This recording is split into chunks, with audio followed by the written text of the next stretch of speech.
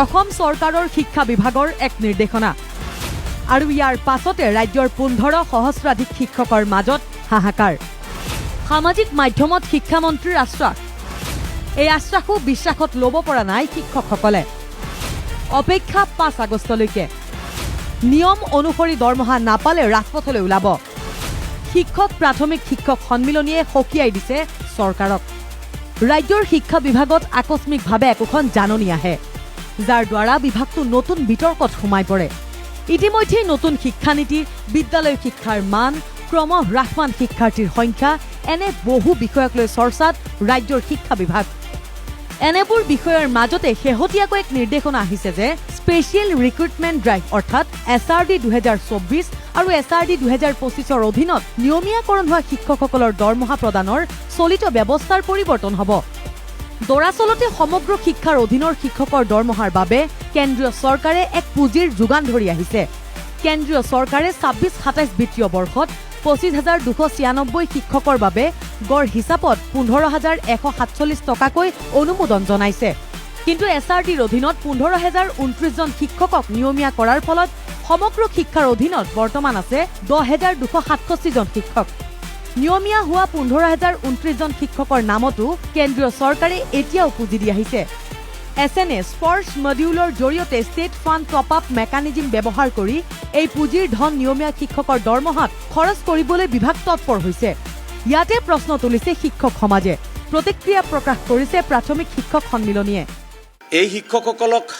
ৰাজ্য চৰকাৰে নিয়মীয়া কৰিলে ডুৱেল কেডাৰশ্বিপ এৰুৱাই তেওঁলোকক আমাৰ ডাইৰেক্টৰ এলিমেণ্টাৰীৰ অধীনলৈকে আনিলে তেওঁলোকেও বহুত আশাৰে দৰমহা পাতি হ্ৰাস হোৱাৰ পিছতো ৰেগুলাৰ হোৱাৰ যিটো সপোন সেই সপোনটো তেওঁলোকে পূৰণ কৰিলে যথেষ্ট মানসিক কষ্টৰে পূৰণ কৰিছে কাৰণ প্ৰায় 10,000 পৰা 15,000 পৰ্যন্ত দৰমহা তেওঁলোকে এৰি আহি ৰেগুলাৰাইজ হৈছে আৰু তেওঁলোকৰ যিখন এপইণ্টমেণ্ট লেটাৰ এই এপইণ্টমেণ্ট লেটাৰৰ 8 নম্বৰ যিটো ক্লজ 8 নম্বৰ ক্লজত তেওঁলোকৰ দৰমহা কেনেকৈ দিয়া হ'ব সেই সম্পৰ্কে সম্পূৰ্ণ নিৰ্দেশনা দিয়া আছে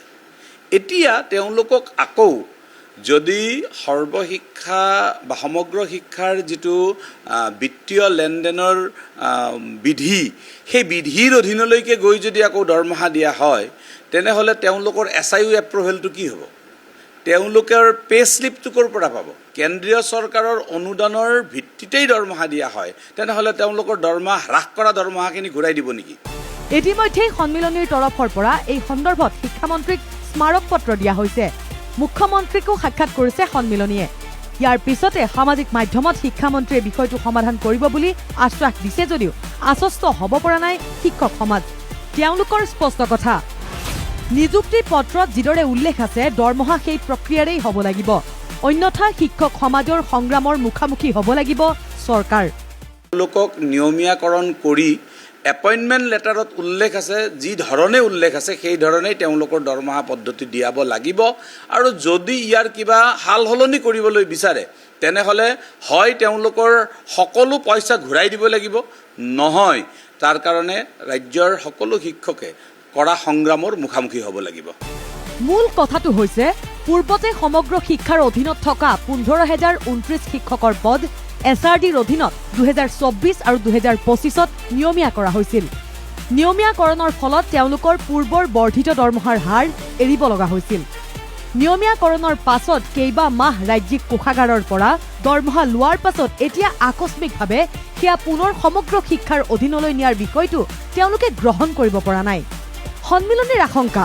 বিত্তীয় দিশটোৰ এক গোপনীয়তা ৰক্ষা কৰি কিছু বিষয় চলি আছিল এতিয়া সেয়া ৰাজহুৱা হৈছে ইয়াত এটা যে বিত্তীয়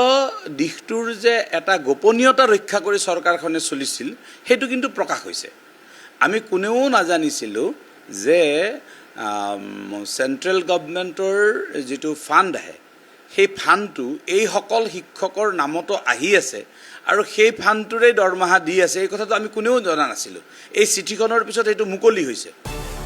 SNA স্পৰ্টছ পৰ্টেলৰ কেন্দ্ৰীয় অংশ ৰিফাণ্ড ৰিমিটেন্সৰ ব্যৱস্থা সম্পূৰ্ণ নোহোৱালৈকে ৰাজ্য চৰকাৰৰ টপ আপ ফাণ্ড ব্যৱহাৰ কৰি দৰমহা প্ৰদান কৰা হ'ব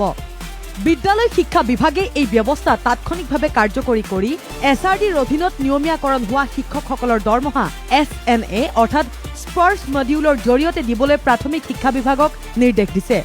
এই নিৰ্দেশনা জাৰি কৰা সময়ক লৈ ক্ষুব্ধ শিক্ষক সমাজ। এবাৰ শিক্ষকসকলক ইয়াতে দৰমহা দিব, এবাৰ তাতে দিব, এইটো শিক্ষকসকল ডলাৰ বগৰী নেকি? গতিকে এই কথাটো কেতিয়াও মানি লোৱা নহ'ব। আমি 5 তাৰিখলৈ অপেক্ষা কৰিছোঁ। এইসকল বিষয়া,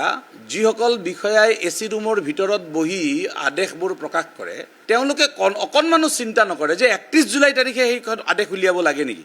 আৰু তেওঁলোকে বিভিন্ন ট্ৰেজাৰীলৈকে নিৰ্দেশনা দি কৰবাত দৰমহা দিছে, কৰবাত দৰমহা দিয়া নাই, এটা বিশৃংখল পৰিৱেশ, হাহাকাৰ পৰিৱেশ সৃষ্টি কৰিছে। দৰমহাটো বন্ধ কৰি দিছে। কিমান অমানৱীয় কথা! এই অমানৱীয় কথাৰ প্ৰত্যুত্তৰ গ্ৰহণ কৰিবলৈ বিভাগ সাজু থাকক। প্ৰশ্ন হৈছে, নিয়মীয়াকৰণৰ ফলত দৰমহা হ্ৰাস হ'ল, কিন্তু দৰমহা ৰাজ্যিক কোষাগাৰৰ পৰা হৈ আছিল। এবছৰ 9 মাহৰ পিছত এতিয়া কৰা SNA স্পৰ্শলৈ স্থানান্তৰ কেন্দ্ৰীয় পুঁজিৰ হিচাপ মিলাবলৈ আৰু কেন্দ্ৰৰ ধনখিনি উলিয়াই অনাৰ বাবে এক প্ৰশাসনিক বিত্তীয় কৌশল নেকি? ইয়াৰ দ্বাৰা চৰকাৰে কেন্দ্ৰৰ পৰা অহা 15,147 টকা SNA স্পৰ্শৰ জৰিয়তে ল'ব আৰু বাকী দৰমহাৰ ধন ৰাজ্য চৰকাৰে টপ আপ হিচাপে দি শিক্ষকসকলক বৰ্তমান পাই থকা দৰমহাটোকে প্ৰদান কৰিব। এতিয়া কথা হ'ল, ইমান টকা লোকচান কৰি নিয়মীয়াকৰণৰ অংশ হোৱাৰ অৰ্থ কি থাকিব? ভিডিঅ' জাৰ্নেলিষ্ট দীপাংকৰ শৰ্মাৰ সহযোগত কুশল কলিতাৰ ৰিপৰ্ট, NKTV+, গুৱাহাটী।